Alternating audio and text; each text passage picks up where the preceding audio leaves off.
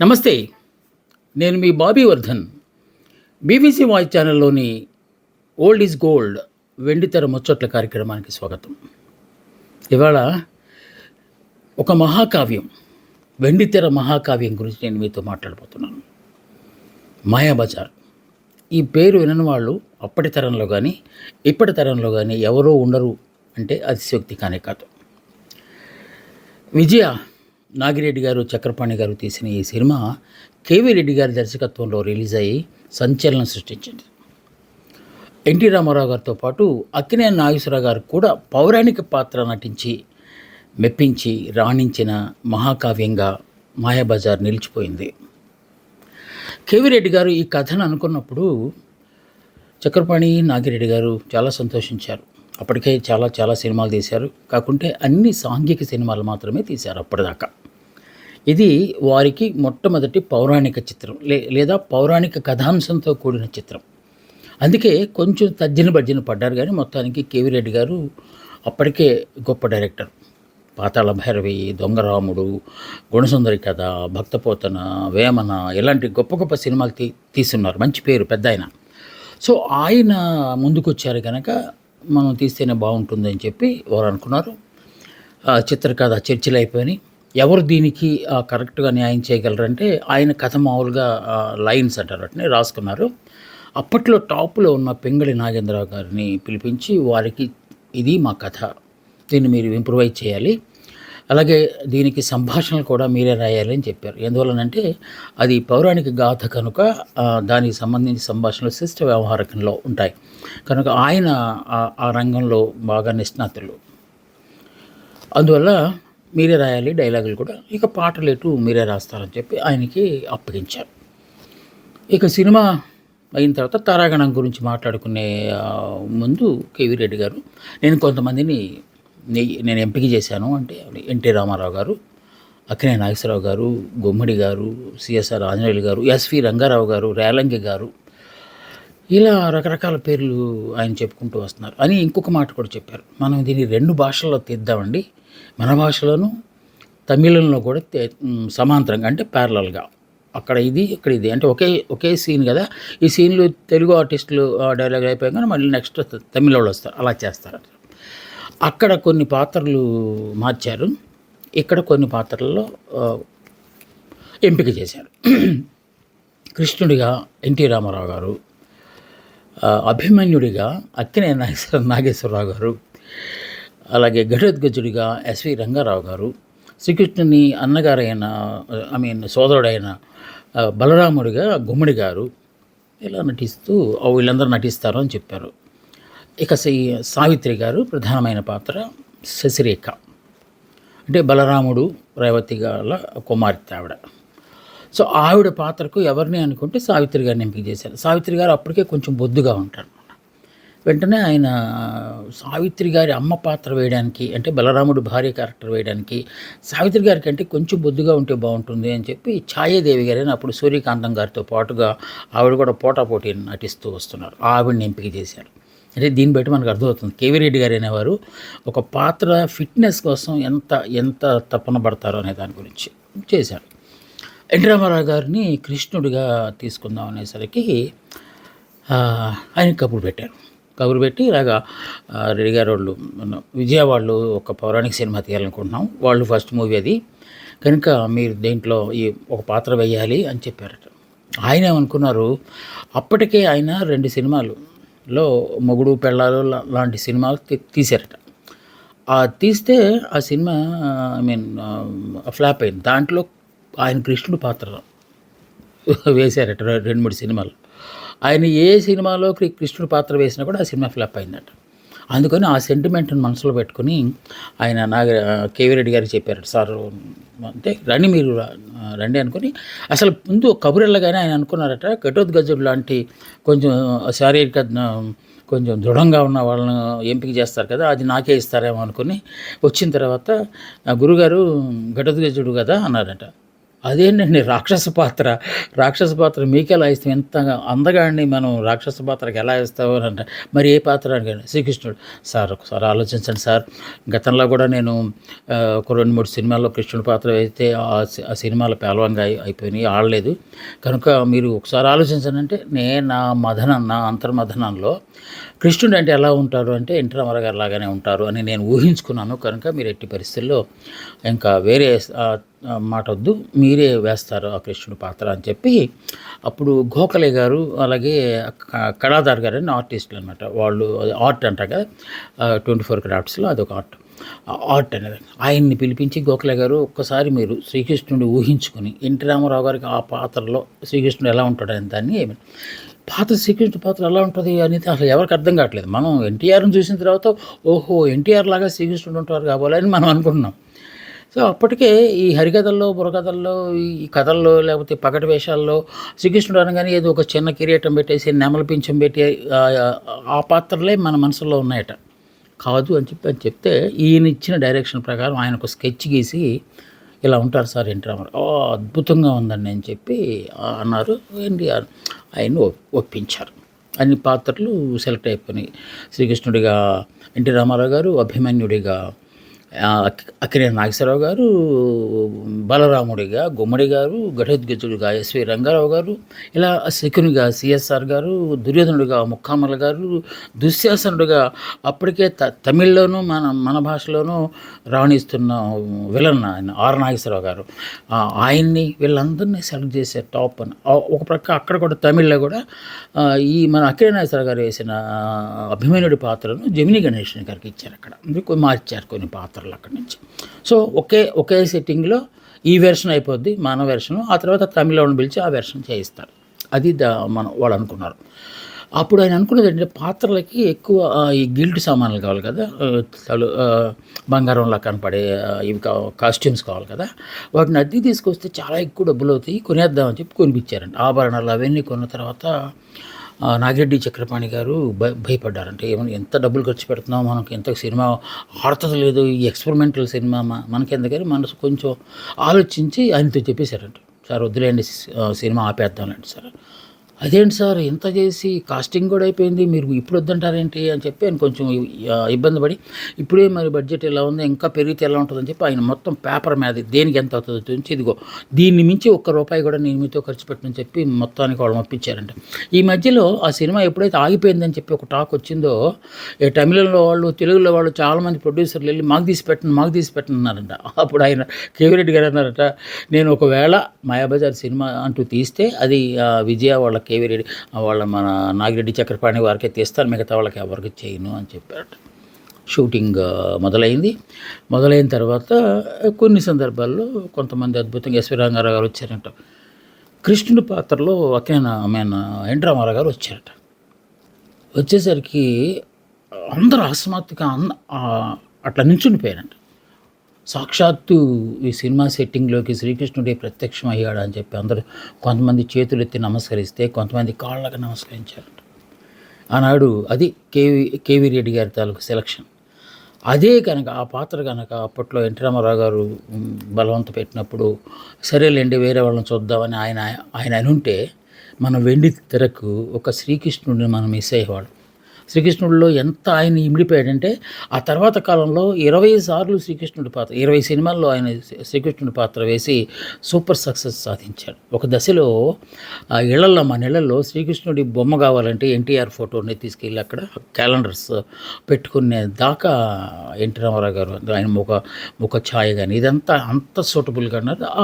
అదే మాట ఆ తర్వాత కూడా అన్నారంట, మీరు ఇచ్చిన అవకాశం నేను వినియోగించుకోకపోతే సినిమా ఏమైపోయేదో అని చెప్పి, నేను ఎలా అయిపోయానన్న ఎన్టీ రామారావు గారు కొంచెం పశ్చాత్తాపడ్డారట. సినిమా స్టార్ట్ అయింది, ఈ షార్ట్ తీయటం మన భాషలో, వాళ్ళు మళ్ళీ తమిళలో తీసుకొచ్చేస్తున్నారు. సిఎస్ఆర్ గారు ఈ మాయాజోతం గురించి మాట్లాడే ఒక సీన్ ఉంటుంది కదా ఆ సినిమాలో. ఆ సీన్ దగ్గర ఆయన వచ్చేసి చెప్పేసి వెళ్ళిపోయారు.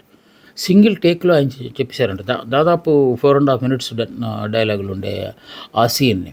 ఆ తర్వాత ఆ పాత్రలో ఉన్న నంబియార్ గారు వచ్చారు. నంబియార్ అంటే అప్పట్లో టాప్ విలన్ అక్కడ. ఆయన చేస్తే 28 టేక్స్ తీసుకున్నారంట.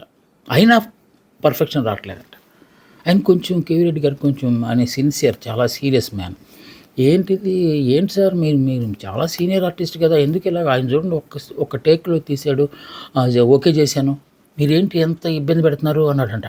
అనగానే పాపం ఆయనకి కొంచెం బాధేసిందంట. అయ్యో ఆయనతో నేను మాట అనిపించుకున్నాను అనే ఒకవైపు, అవతల వ్యక్తి చేస్తే నేను చేయలేకపోయాను అనే బాధ ఇంకొక వైపు వచ్చి కొంచెం దుఃఖపడ్డారంట. బోర్ని ఏడ్చేశారంట. ఏడ్చేస్తే అప్పుడు కేవీ రెడ్డి గారు వెళ్ళి మళ్ళీ పట్టుకుని ఆయన్ని, నన్ను సినిమాల్లో ఇలాంటివన్నీ మామూలునే, అందుకే దీన్ని సినిమా అంటారు, ఎంత గొప్ప నటుడైనా కొన్ని సందర్భాల్లో ఇలాంటి ఇబ్బందులు వస్తాయి, మీరు ఏం ఫీల్ అవ్వక్కర్లేదు, పర్ఫెక్షన్ కోసం నేను మిమ్మల్ని అన్నానని చెప్పి ఆయన ఓదార్చి మొత్తానికి చేశారట. ఇక సంగీతంలో సరే, ఎందుకంటే ఈ సినిమాలో 12 పాటలు ఉంటాయి, కొన్ని పద్యాలు కూడా ఉంటాయి. సో ఈ పాటల గురించి ఎవరు అనుకున్నప్పుడు ఇలాంటి కథకు కరెక్ట్గా సరిపోయేది మన పెద్ద ఆయనే ఎస్ రాజేశ్వరరావు గారే అనుకున్నారట.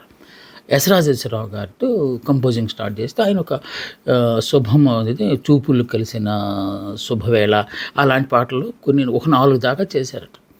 ఆయన ఏంటంటే ఆయన కూడా కేవీ రెడ్డి గారు లాగానే పర్ఫెక్షనిస్ట్. అది ఏదైనా దానికి కాంప్రమైజ్ అయ్యే ప్రసక్తి లేదు. పైగా ఇంకొకటి ఉంది, ఆయన్ని తక్కువ చూపు చూస్తున్నారనే అనుమానం కనుక వస్తే నమస్కారం పెట్టి హార్మోనియం పెట్టి సర్దుకుని వెళ్ళిపోతారట. ఈ విషయాన్ని ఎస్పి బాలసుబ్రహ్మణ్యం గారు చాలాసార్లు చెప్పారు. అది కూడా నేను చాలా చోట్ల చదివాను కూడా. సో అలాంటిది ఏదో చిన్న అభిప్రాయ భేదం వచ్చేసి, సార్ ఇంకా వేరే వాళ్ళతో చేయించుకోండి సార్, నేను వెళ్ళిపోతానని చెప్పి ఆయన వెళ్ళిపోయాడు. వీళ్ళు కూడా ఉన్నాను బతిలాడదండి, ఎందుకంటే వీళ్ళు అంతకంటే ఇంకా అభిజాతం ఉన్నవాళ్ళు, నాగిరెడ్డి చక్రపాణి గారు. వెళ్తే పోనీ అని చెప్పి ఘంటసాల గారిని పిలిచి, పాడుతుందా మీరే కంపోజ్ చేసుకోండి అని చెప్పారు. అప్పుడు ఘంటసాల గారు, కానీ సినిమాలో పాటలన్నీ అయిపోయిన తర్వాత, సార్ సినిమా టైటిల్స్లో మాత్రం గురుగారి పేరు కూడా వేద్దామండి, ఆయన అంటే నో, ఆయన అలిగెళ్ళిపోయారు. పైగా మీరు ఆయన చేసిన 4 కదా, ఆ తర్వాత మీరు 8 చేశారు, ఆ తర్వాత పద్యాలు కూడా మీరే పాడారు, వద్దు అన్నారంట. ఇక్కడ ఇంకొక విచిత్రమైన పరిస్థితి ఏంటంటే, రేలంగి సుందరి నీ వంటి దివ్య స్వరూపం అని పాట పాడతాడు రేలంగి వెంకటరామయ్య. ఆ పాట పిఠాపురం నాగేశ్వరరావు గారు, మాధవపెద్ది సత్యం ఉన్న పిఠాపురం నాగేశ్వరరావు కాంబినేషన్ అప్పుడు బ్రహ్మాండంగా ఉండేది. ఘటోద్గజుడు పాట అంతా మాధవపెద్ది గారే పాడారు. సో ఆయనతో పాడిద్దామంటే మళ్ళీ కేవీ రెడ్డి గారు అన్నారంటే, ఎందుకులేండి కమెడియన్తో పాడించడం, మీరే పాడండి, మీరు కొంచెం మార్చండి అంటే, అప్పుడు అసలు ఆ పాట ఎలా పాడారో మీరు చూసే ఉంటారు. సుందరి అని వణికించుకుంటూ గొంతుని. సో ఆ పాట కూడా ఘంటసాల గారే పాడారు. ఇంకా సుశీలమ్మ, జిక్కి గారు, వసంత కుమార్ గారు, వీళ్ళందరూ కలిసి ఆ పాటలు బ్రహ్మాండంగా వచ్చినాయి. 12 పాటలు తెలుగు. ఇవన్నీ ఒక ఎత్తు. లాహిరిలో పాట ఇంకొక ఎత్తు. ఆ పాట ఆశ్చర్యం ఏంటంటే, వెన్నెల నేపథ్యం బ్యాక్గ్రౌండ్లో ఆ పాట వస్తూ ఉంటుంది. 3 జంటలు ఉంటారు. కృష్ణుడు ఆయన భార్య ఉంటుంది. అక్కడ ఎన్టీ రామారావు గారు, సంధ్య అని ఒక ఆర్టిస్ట్, తమిళ్లో కూడా ఆ పాత్ర ఆవిడే చేశారు. ఆ తర్వాత అక్కినేని నాగేశ్వరరావు గారు, సావిత్రి అంటే అభిమన్యుడు, శశిరేఖ చేస్తారు. బలరాముడు, రేవతి కూడా పాత్ర గుమ్మడి గారు. ఈ 3 జంటల మీద పాట తీయటం అసలు అది అప్పుడు ఇండియన్ సెల్యులాయిడ్ మీద ఒక వండర్లాగా చెప్పుకునేవాళ్ళు. అంత గొప్పగా ఆ పాట వచ్చింది. ఇప్పటికీ ఆ పాట వస్తుంటే, ఆ పాట పేరుతో, ఆ టైటిల్, ఆ పాట పల్లవితోనే సినిమాలు కూడా వచ్చినాయి మనకి. సినిమాల ప్రస్తావన వస్తుంది కనుక జంధ్యాల గారు ఆల్మోస్ట్ ఈ సినిమాలో పాటల టైటిల్స్కి పెట్టుకుని వివాహ భోజనమ్మ కావచ్చు, లేకపోతే చూపులు కలిసిన శుభవేళ కావచ్చు, ఇవన్నీ ఆయన తీశారు. అంటే అంత పాపులర్ సాంగ్స్ అక్కడ వచ్చినాయి. సో టైటిల్లో కూడా ఘంటసాల గారి పేరు మాత్రమే వచ్చింది. ఒక దశలో ఆపేద్దాం అనుకుంటే ఆయన మళ్ళీ మొత్తం టీక తాత్పర్యం గురించి పైసా కూడా ఖర్చు పెట్టనని చెప్పి అంత అయిపోయింది. రషస్ ఇంకా ఒక 3 వంతులు అయిపోయిన తర్వాత రషస్ చూద్దాము ఎలా ఉంటుందో, ఆ సినిమా ఎలా వస్తుందో అని చెప్పి నెల్లూరులో రంగారెడ్డి గారని నాగిరెడ్డి చక్రపాణి గారు చుట్టూ ఉంటారు. ఆయన థియేటర్లో వేస్తే ఆయన గబక్కున లేచి, ఏంది ఈ సినిమా అసలు ఆడుతుందా, ఏంది అంతకుముందు వచ్చింది మీరు చూడలేదు, అయింది అది 36లో ఒక సినిమా వచ్చింది కదా, దాంట్లో ఘటోత్కచుడు ఏం చేస్తాడు, తాడి చెట్లు బీకేస్తాడు, లడ్లన్నీ మింగేస్తాడు, ఏదైతే అన్నాడట. ఇక ఆయన అన్నాడంటే బాబు కష్టమని చెప్పి అప్పుడు మళ్ళీ ఆయన్ని పిలిపించి, మార్కస్ బాట్లే కెమెరామెన్, బాబు నువ్వు ఏం చేస్తావు అది లేదు, ఇప్పుడే నువ్వు ట్రిక్స్ అన్నీ మెయింటైన్ చేయండి. అప్పటి నుంచే ట్రిక్స్ ఆయన వివాహ భోజనం దాంట్లో ఆ లడ్డులన్నీ లోపలికి ఇలాగా యాంత్రికంగా వెళ్ళిపోవటం అనేది. ఆ తర్వాత సురభి వాళ్ళు కూడా అదే టెక్నిక్ ఉపయోగించి సినిమాల్లో కూడా ఐ మీన్ నాటకాల్లో కూడా చూపించారు. సో ఆ ట్రిక్ అప్పట్లోనే వచ్చింది. అది చూసిన తర్వాత ఇది కదా అని అడిగిందా, ఇప్పుడు చూసావా నువ్వు కరెక్ట్గా అని చెప్పి కేవీ రెడ్డి గారిని కౌగిలించుకొని ఈ సినిమా డెఫినెట్గా ఆడుతుంది అని చెప్పారంట ఆయన. అప్పుడు ఆయన ఆశీస్సులు తీసుకున్న తర్వాత ఆ సినిమాని మొత్తానికి కంప్లీట్ చేసి మార్చి 27, 1957లో ఆ సినిమాని రిలీజ్ చేసి మన దీని రెస్పాన్స్ ఎలా ఉంటుందో చూసిన తర్వాత 1 మంత్కి అక్కడ సినిమాని కూడా రిలీజ్ చేశారు. తమిళ్ సినిమాని కూడా తీశారు. ఆ తర్వాత డిమాండ్ మేరకు హిందీలోకి డబ్ చేశారు. అలాగే మన కన్నడంలో కూడా ఇదే సినిమా మన ఎన్టీఆర్ ఏఎన్ఆర్ ఉన్న సినిమాని డబ్ చేశారు, మార్చారు. అద్భుతంగా ఆడింది ఆ సినిమా. మొత్తం ఇప్పటికీ ఈ మాయాబజార్ అనే సినిమాని మనం అప్పుడు అనుకున్నాం గతంలో దేవదాసుని ఎన్నిసార్లు తీశారు. అలాగే మాయాబజార్ని కూడా 11 సార్లు తీశారట. దాంట్లో హిందీ హిందీ ఉంది, మరాఠీ ఉంది, గుజరాతీ ఉంది, మూకీ యుగంలో కూడా ఈ మాయాబజార్ సినిమా తీశారట. సో ఇన్ని రకాలుగా చేసిన తర్వాత హిందీలో 2 సార్లు 3 సార్లు తీశారు. బాబుభాయ్ మిశ్రీ అంటే ఈ ట్రిక్ ఫోటోగ్రఫీగా ఆయన ఆద్యుడు. రవికాంత్ నాగాయచ్ ఒక ఆయన, ఈ బాబుభాయ్ మిశ్రీ అయిన ఒక ఆయన ట్రిక్స్ పెట్టడంలో ఆయన దిట్ట. అలాంటివి చూసే ఇందాక మనం అనుకున్న రంగారెడ్డి గారు ఇది సినిమా బాగాలేదా అన్నారట. సో ఇలాగా చేసే మాటలు ఎలాంటి గొప్ప మాటలు ఉంటాయో, కొత్త పదాలు దాంట్లోనే క్రియేట్ చేయాలి. అంటే పద సృష్టి అనేది దాంట్లోనే ఎక్కువ పింగళ గారు చూపించారు. అస్మదీయులు అంటే ఫ్రెండ్స్ అనేది, తస్మదీయులు అంటే శత్రువులు. ఒకే అక్షరాన్ని మార్చి అర్థాలు మార్చేసిన కొత్త డైలాగులన్నీ దాంట్లో మనం చూస్తాం. అలాగే ఇక మాయా ప్రపంచాన్ని ఆయన సృష్టించి, ఎవరు ఘటోద్గజుడిగా సృష్టించి వీళ్ళిద్దరికీ ఆశ్రయం ఇచ్చి, ఎవరికి అభిమన్యుడు శశిరేఖకి మీకు ఎందుకు నేను చూస్తానని చెప్పి మళ్ళీ ఆయన మారువేషంలో వెళ్ళి లక్ష్మణ్ కుమారుడు అంటే దుర్యోధనుడు కుమారుడు లక్ష్మణ్ కుమారుడిని శశిరేఖ రూపంలో వెళ్ళి పెళ్లి చేసుకుంటానని చెప్పి ఇలా మొత్తం మాయలన్నీ చెప్తా. ఆ సినిమా పేరే మాయాబజార్ కదా. సో మాయలన్నీ దాంట్లో చూపించి ఆ చిత్రాన్ని మొత్తానికి గొప్పగా చేశారు. ఎన్టీ రామారావు గారు కనపడగానే ఆ సినిమాలో ఫస్ట్ షోలో ఆశ్చర్యపోయారంట. ఇక రెండో షో నుంచి పూల బుట్టలతో అక్కడి నుంచే మొదలైంది. బుట్టలతో పూలు తీసుకెళ్ళి ఎన్టీ రామారావు గారు కనపడంగానే అది స్క్రీన్ మీద చల్లటం అనేది ఈ సినిమాతోనే మొదలైందని చెప్పి చరిత్రకారులు సినిమా గురించి తీసేవాళ్ళు చెప్తారు. ఒకవేళ నిజంగానే ఎన్టీఆర్ గారిని కనుక శ్రీకృష్ణుని పాత్ర వేయకపోతే ఆ సినిమా అంత గొప్పగా ఆడేదేమో అని చెప్పి ఇప్పుడు రివ్యూలు రాసిన వాళ్ళు, లేకపోతే ఆ సినిమా గురించి చాలా పరిశోధనలు ఆ సినిమా గురించి చేస్తున్నారు కూడా. అలాగే ఈ సినిమా ఇంత గొప్పగా వచ్చింది కనుక కాస్ట్యూమ్స్ అవన్నీ చూసిన తర్వాత దీన్ని రంగుల చిత్రంగా మారిస్తే ఎలా ఉంటుంది అని చెప్పి ఒక సంస్థ ఈ సినిమాని గోల్డ్ ట్రస్ట్ ఏదో కంపెనీ హైదరాబాద్కి సంబంధించింది టెక్నాలజీస్తో 2010లో కలర్లోకి మార్చేసి ఎంత మైన్యూట్ డీటెయిల్స్ని కూడా వాళ్ళు చాలా జాగ్రత్తగా ఆభరణాలన్నీ తళతళ మెరియాలి బంగారంలాగా, చీరలన్నీ పట్టు చీరలు, ఎందుకంటే వాళ్ళు పెద్ద వీలు కనుక. సో అవన్నీ మైన్యూట్ డీటెయిల్స్ అన్నీ తీసుకుని 180,000 షేడ్స్ ఆఫ్ కలర్స్ని దాంట్లో వాడారంట. వాడి ఆల్మోస్ట్ 180 days 800 నుంచి 1000 మంది దాకా పనిచేశారంట ఆ కలర్ సినిమాకి. చేస్తే దానికి వాళ్ళు ఆ సినిమా రిలీజ్ చేస్తే ఆ సినిమాకి వాళ్ళకి 7.5 కోట్లు ఖర్చు అయిందంట. ఏది కలరైజేషన్ చేయడానికి వాళ్ళకి 25 కోట్ల రూపాయలు వచ్చింది. అలాగే ఈ మాయాబజార్ సినిమా తీయడానికి విజయ వాళ్ళకి 2 లక్షలు అప్పట్లో ఖర్చు అయిందట. 2 కోట్లు వచ్చిందట. అసలు ఆశ్చర్యపోయారంట. నాగిరెడ్డి గారికి కేవీ రెడ్డి గారు అదే చెప్పారంట. నేను చెప్పాను కదండి మీకు ఏ ప్రాబ్లం ఉండదో, ఆ సినిమా గొప్పగా ఆడుతుందని నేను మీకు చెప్పాను కదా, అదే అయిందని చెప్పి ఆయన మరోసారి వాళ్ళకు గుర్తు చేసి, నేను ఏదైనా ఒక నిర్ణయం తీసుకున్నానంటే ఆ నిర్ణయం వెనక ఏదో ఒక అర్థం ఉంటుందండి. అందుకే ఆ సినిమా ఎంత మనసు పెట్టి మనం చేయగలిగాము, చేశాం కనుకనే ఆ సినిమా చూడండి, మీరు చరిత్ర దీని గురించి ఎలా చెప్పుకుంటారో, భవిష్యత్తులో ఎలా చెప్పుకుంటారో అని చెప్పి ఆయన అన్న. అదే కోవలో టామిల్లో కూడా ఆ సినిమా అది రిలీజ్ అవ్వటం అయింది. సో సుందరి నీవంటి దివ్య స్వరూపము, ఆ పాట కూడా ఆఖరికి ఆ పాట కూడా కామెడీ సాంగ్ కూడా ఆ సినిమాలో సూపర్ హిట్ అవ్వటం, లాహిర్ లాహిర్లో ఇప్పటికీ ప్రతి తెలుగువాడి గుండె చెవుల్లో మారుమోగటం అనేది ఈ మాయాబజార్ తాలూకు ప్రత్యేకతగా మనం మాట్లాడుకోవాలి. సో మాయాబజార్కి సంబంధించి ఇంకా చాలా విషయాలు ఉంటాయి, కానీ దాని గురించి చెప్పాలంటే మనకి టైం కూడా ఒక ఫ్యాక్టర్ కదా. నేను ముందే మాటిచ్చాను, ఒక ఫిల్మ్ దీనికి సంబంధించి ఓల్డ్ ఈజ్ గోల్డ్కి సంబంధించి 20 నిమిషాలు దాటను అని చెప్పి, సో మనం ఇవాళ ఈ ముచ్చట గురించి ఆపేసి మళ్ళీ ఇంకొక గొప్ప సినిమా గురించి నేను మీ ముందుకు ముచ్చటించడానికి వస్తాను. అందక సెలవు. నమస్తే, మీ బాబీ వర్ధన్.